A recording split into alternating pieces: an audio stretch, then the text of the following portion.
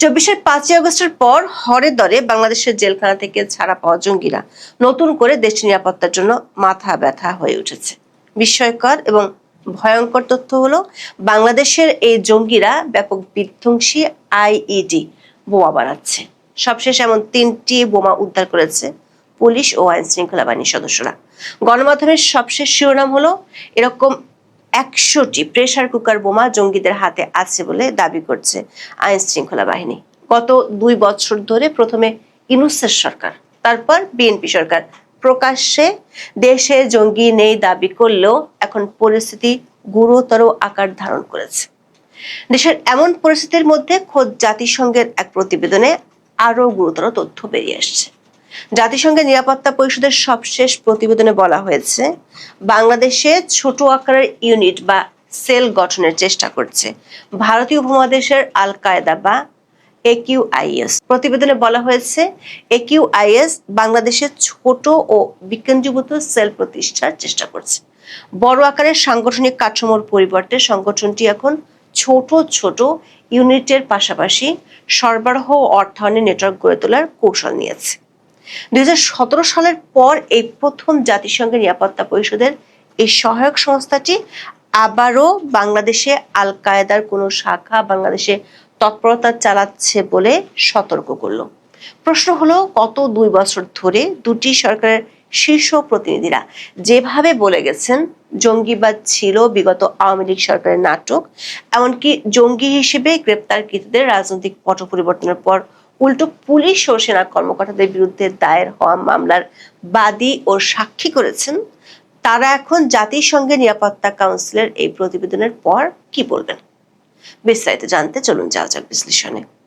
2016 সালের 5ই মে বিবিসি বাংলার একটি প্রতিবেদনের শিরোনাম ছিল, বাংলাদেশে আইএস আল কায়দার নামে কারা। ওই প্রতিবেদনটিতে বলা হয়েছিল, বাংলাদেশে তখন একের পর এক খুনের পর দায় স্বীকার করেছিল আন্তর্জাতিক জঙ্গি সংগঠন আইএস এবং আনসার আল ইসলাম নামে আল কায়দার ভারতীয় উপমহাদেশের শাখা AQIS। 2015 সালে ইতালীয় নাগরিক হত্যার পর প্রথম আইএস দায়িত্ব স্বীকার করেছিল। একই বছর লেখক অভিজিৎ রায় হত্যার পর আল কায়দা এ হত্যার প্রথম দায়িত্ব নেয়। বিবিসি বাংলার হিসেবে 2015 থেকে 2016 সালে অন্তত 6টি হত্যাকাণ্ডে আল কায়দা এবং 13টিতে আইএস দায় নিয়েছিল। তখন বাংলাদেশে ক্ষমতায় ছিল আওয়ামী লীগ সরকার। তখন র্যাবের মহাপরিচালক ছিলেন বেনজির আহমেদ, যিনি পরে আইজিপি ছিলেন এবং কিছুদিন আগে দুবাইতে গ্রেপ্তার হয়েছিলেন। বেনজির আহমেদ যখন র্যাবের মহাপরিচালক ছিলেন, তখন গ্রেপ্তার হওয়া 49 জন আদালতে জঙ্গি সংশ্লিষ্টতার কথা স্বীকার করেছিল এবং এদের সবারই বিভিন্ন মেয়াদে শাস্তি হয়েছিল। কারাগারের সূত্রগুলো বলছে, প্রথমে জুলাই আন্দোলনের সময় দেশের 17টি কারাগার থেকে এদের বেশিরভাগ পালিয়ে যায়। বাকিরা 24-এর 5ই আগস্টে রাজনৈতিক পট পরিবর্তনের পর জামিনে বের হয়ে যায়। আওয়ামী লীগ আমলে যারা জঙ্গি সংশ্লিষ্টতার জন্য গ্রেপ্তার হয়েছিল, বিভিন্ন মেয়াদে শাস্তি পেয়েছিল, ইউনূস সরকার আমলে জামিনে মুক্ত হয়ে তারা আন্তর্জাতিক অপরাধ ট্রাইব্যুনালে ওই অফিসারদের বিরুদ্ধে দায়ের হওয়া মামলাগুলোর বাদী কিংবা সাক্ষী হয়ে গেছে। গত 29শে জুলাই প্রচারিত ভিডিওতে আমরা দেখিয়েছিলাম এক সময় জঙ্গিবাদের অপরাধে অভিযুক্তরা কিভাবে আইসিটিতে সেনা ও পুলিশ কর্মকর্তাদের বিরুদ্ধে দায়ের হওয়া মামলাগুলোতে সাক্ষী হয়ে যাচ্ছে। সাক্ষীদের নিরাপত্তার স্বার্থে আমরা নাম প্রকাশ না করলেও আমাদের হাতে আসা তথ্য প্রমাণের ভিত্তিতে দেখা যাচ্ছে এমন কমপক্ষে 4 জন আইসিটিতে সাক্ষ্য দিয়েছে তাদের বিরুদ্ধে, যারা তাদেরকে এক সময় হাতে নাতে গ্রেপ্তার করেছিল। গত 1 জুলাই দৈনিক প্রথম আলোতে প্রকাশিত প্রতিবেদনে বলা হয়, কেরানীগঞ্জের বিস্ফোরণের মামলায় গ্রেপ্তার শেখ আল-আমিন ও অলিউল্লাহর অভিযোগের ভিত্তিতে আন্তর্জাতিক অপরাধ ট্রাইব্যুনালে এক পুলিশ কর্মকর্তার বিচার চলছে। বিগত 2 বছর ধরে যখনই বাংলাদেশে জঙ্গিদের উত্থান দেখা গেছে, তখন সরকারের শীর্ষ মহল থেকে বলা হয়েছে বাংলাদেশে জঙ্গিবাদের ঘটনাগুলো আওয়ামী লীগ আমলে নাটক ছিল।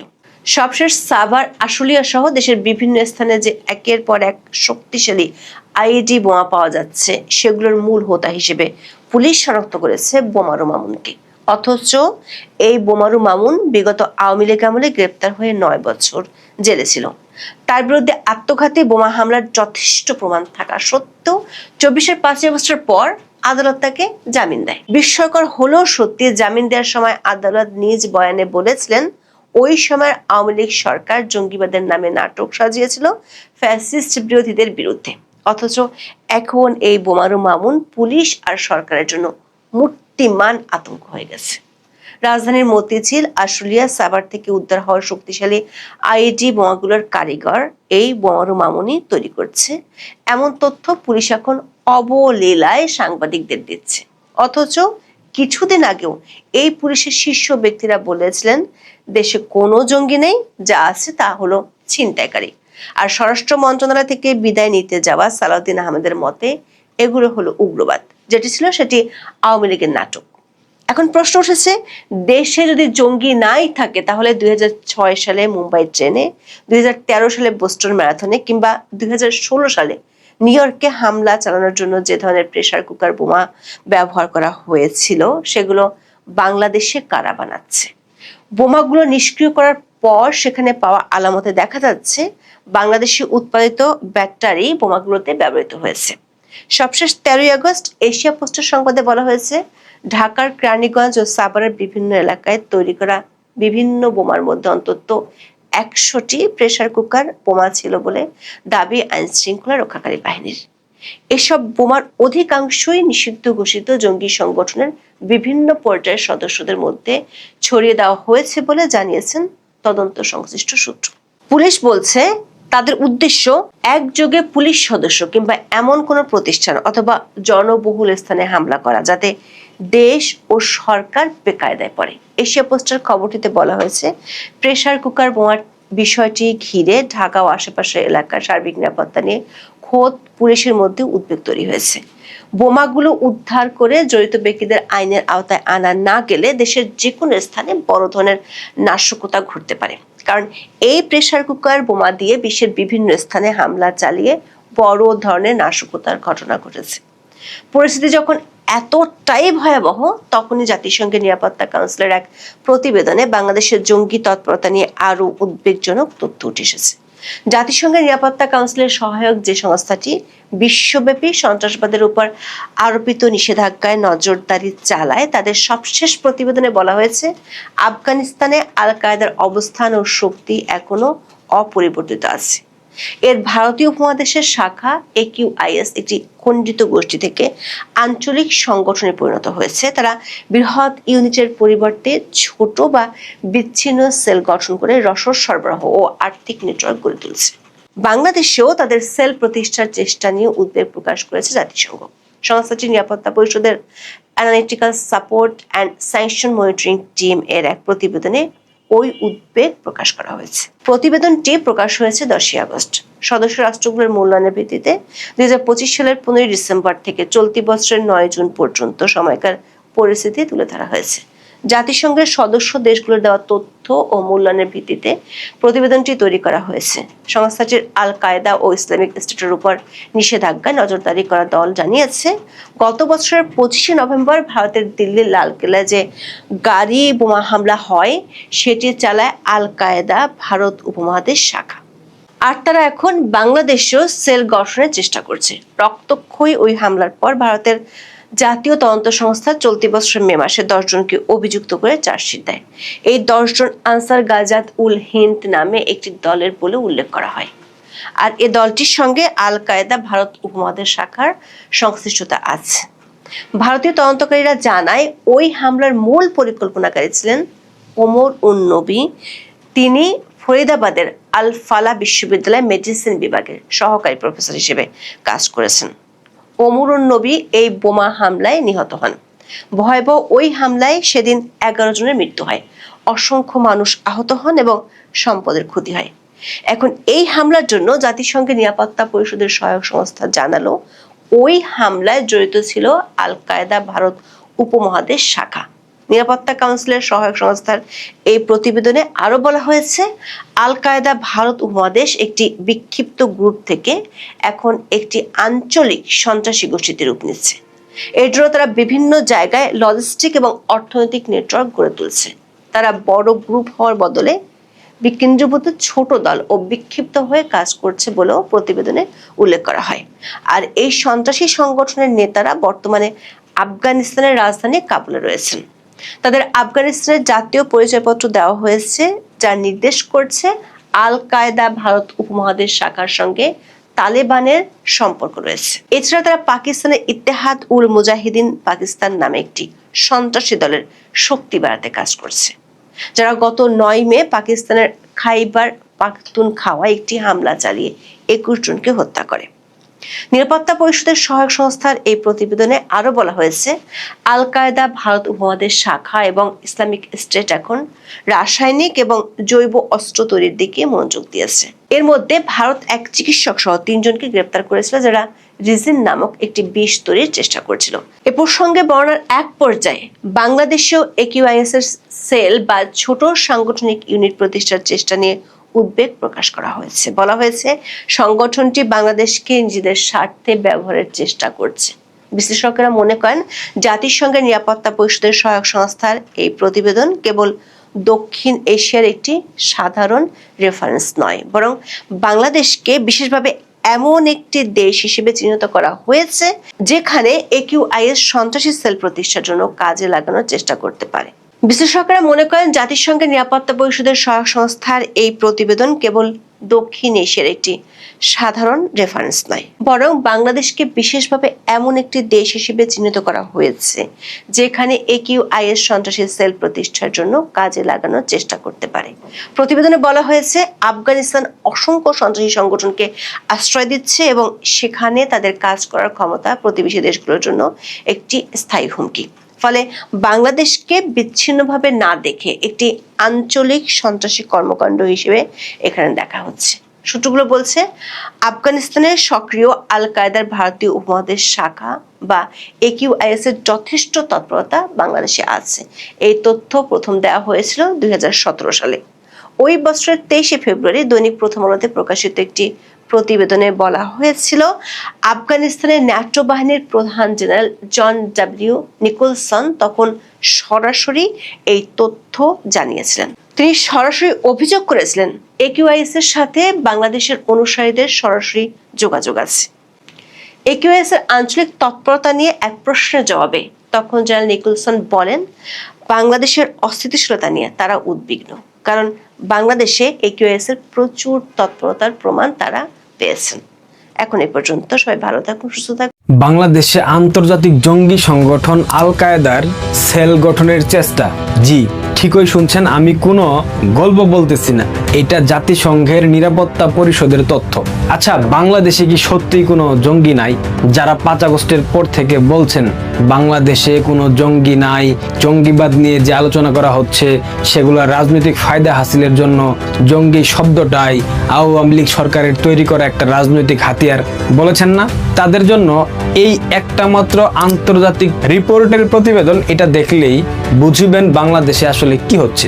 যে নথিটা দেখালাম এটা কোনো রাজনৈতিক দলের প্রেস রিলিজ নয়, এটা আওয়ামী লীগের কোনো নেতার বক্তব্যও নয়, এমনকি এটা ভারতীয় গোয়েন্দা সংস্থার প্রতিবেদন নয়, এটা ইসলামিক স্টেট ইন ইরাক এবং আল কায়দার উপর জাতিসংঘ নিরাপত্তা পরিষদের আওতাধীন analytical support and sanction monitoring টিমের 38তম রিপোর্ট। 6 আগস্ট 2026 সাল একটা চিঠির মাধ্যমে এই রিপোর্ট নিরাপত্তা পরিষদের সদস্যদের সামনে উপস্থাপনের প্রক্রিয়া শুরু হয় এবং আগস্টে এটা প্রকাশ্যে আসে।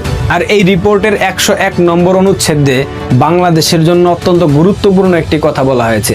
জাতিসংঘের এই রিপোর্ট বলছে, আল কায়দা ইন দ্য ইন্ডিয়ান সাবকন্টিনেন্ট বাংলাদেশকে ব্যবহার করে সেখানে সেল প্রতিষ্ঠার চেষ্টা করছে।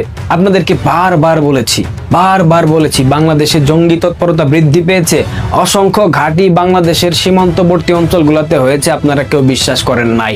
গোয়েন্দা তথ্যের সব থেকে গুরুত্বপূর্ণ বিষয় হলো, সন্ত্রাসী সংগঠন যখন বড় কোনো হামলা চালিয়ে ফেলে তখন ব্যবস্থা নিয়েও আদতে কোনো লাভ হয় না, কারণ ক্ষয়ক্ষতি বন্ধ করা যায় না, কমানো যায় না। তারা এইসব সেল তৈরি করার আগেই, তাদের নেটওয়ার্কে গড়ে ওঠার আগেই, অর্থ এবং যোগাযোগের চ্যানেল তৈরি হওয়ার আগেই তাদেরকে ধ্বংস করে দেওয়া উচিত।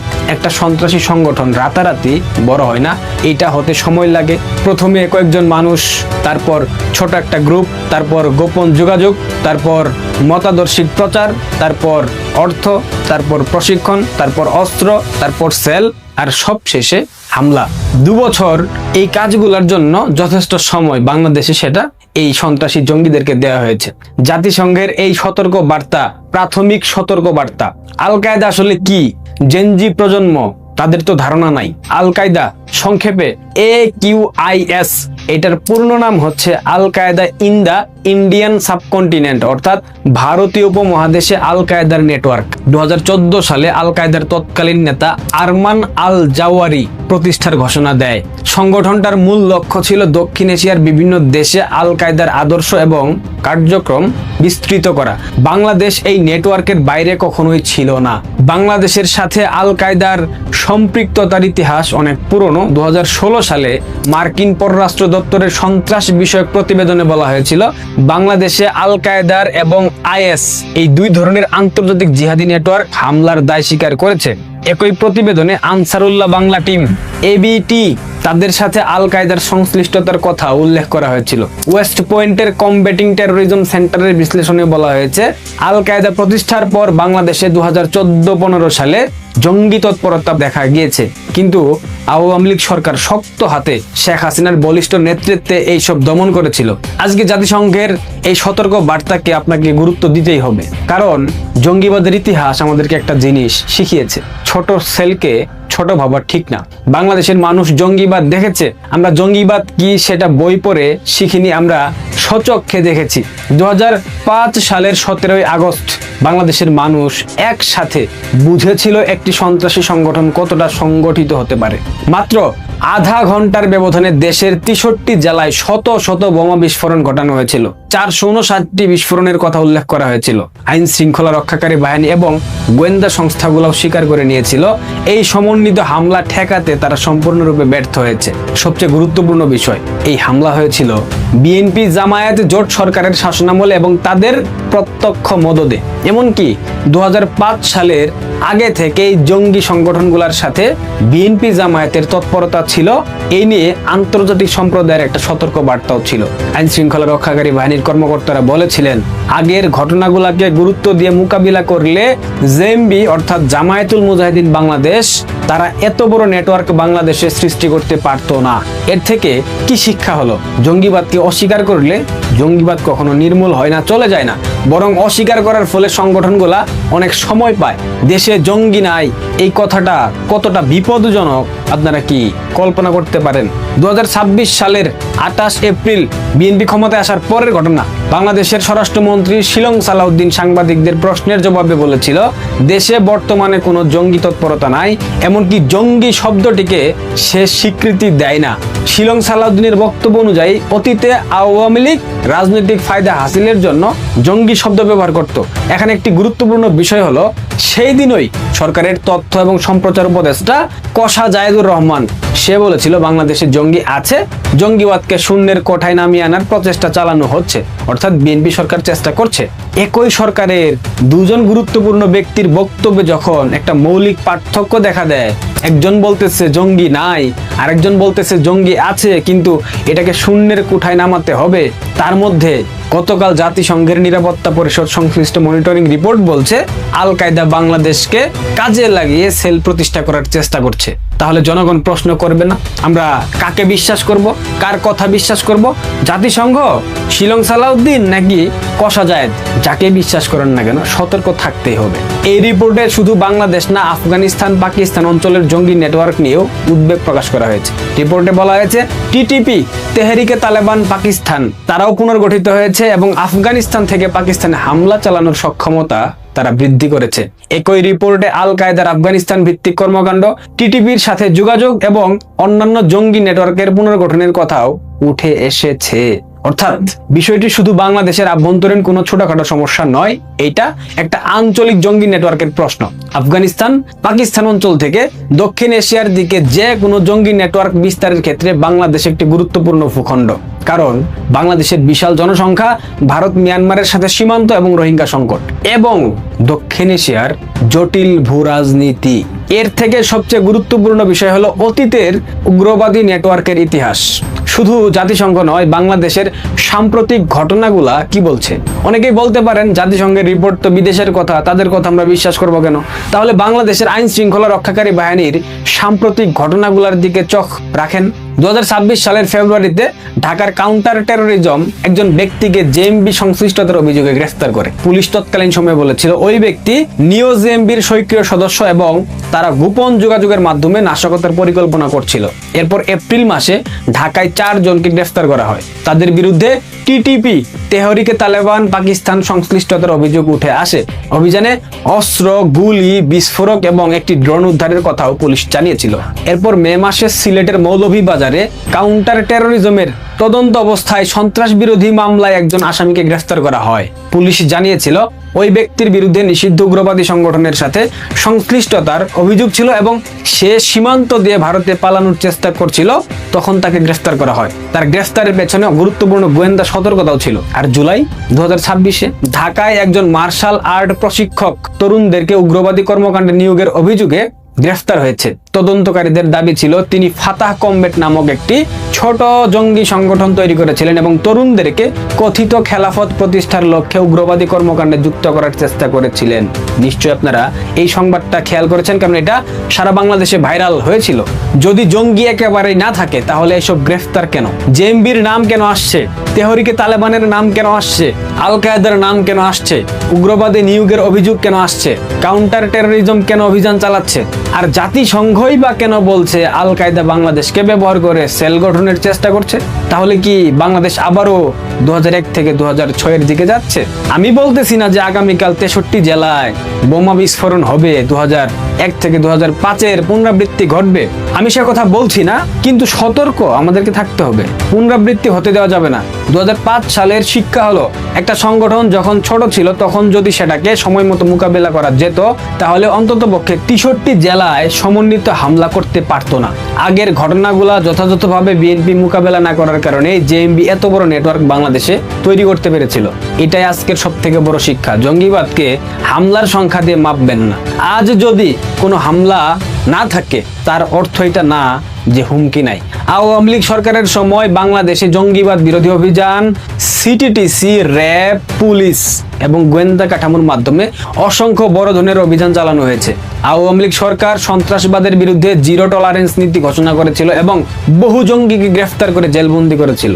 সেই সময় সিটিটিসি ইউনিট কার্যক্রম শুরু করে এবং আল কায়েদা সংশ্লিষ্ট আনসারুল্লাহ বাংলা টিমের সদস্যদের গ্রেফতার করা হয়েছিল। উদাহরণ জসিমউদ্দিন রহমানী। 2024 সালের রাজনৈতিক পালাবদলের পর বাংলাদেশের নিরাপত্তা কাঠামো কি আগের মতো কার্যকর আছে? উত্তর হলো একেবারেই নাই। বিএনপি জামায়াতের কাছে আমার প্রশ্ন, বাংলাদেশের মাটিতে কোনো আন্তর্জাতিক জঙ্গি সংগঠন সেল তৈরি করতে পারবে কি না এটা রাষ্ট্রের কাছে অগ্রাধিকার। কারণ 2005 সালের ইতিহাস এই দেশের মানুষ ভুলে যায়নি। 2005 সালে যখন জেএমবি দেশ জুড়ে বোমা হামলা চালিয়েছিল তখন বিএনপি জামাত জোট সরকার ক্ষমতায় ছিল। তৎকালীন সময়ে সরকারের জঙ্গি হুমকি মোকাবেলায় দেরি এবং ব্যর্থতার বিষয় আন্তর্জাতিক মিডিয়াতেও উঠে এসেছিল। সেক্ষেত্রে বিএনপি সরকারকে পুরনো ইতিহাসের দায় এড়িয়ে যাওয়ার কোনো সুযোগ নাই। সুতরাং একইভাবে আজকের আল কায়েদার সম্ভাব্য সেল গঠনের চেষ্টার জন্য বিএনপি কিংবা জামায়াতের সরাসরি সাংগঠনিক মদদ আছে, এইটা পানির মতো পরিষ্কার। কিন্তু বিএনপি সরকার যদি হুমকি শনাক্ত হওয়ার পরেও ব্যবস্থা নিতে ব্যর্থ হয় তাহলে সেইটা হবে রাষ্ট্রীয় নিরাপত্তা ব্যর্থতা। আর সেই ব্যর্থতার রাজনৈতিক দায় সরকারকেই নিতে হবে, বিএনপিকেই নিতে হবে, তারেক রহমানকেই নিতে হবে। অথর্ব শিলং সালাউদ্দিনের কথায় দেশে জঙ্গি তৎপরতা নাই, সে জঙ্গি শব্দকে স্বীকৃতি দেয় না। অতীতে রাজনৈতিক ফায়দার জন্য এই শব্দ ব্যবহার করা হয়েছে।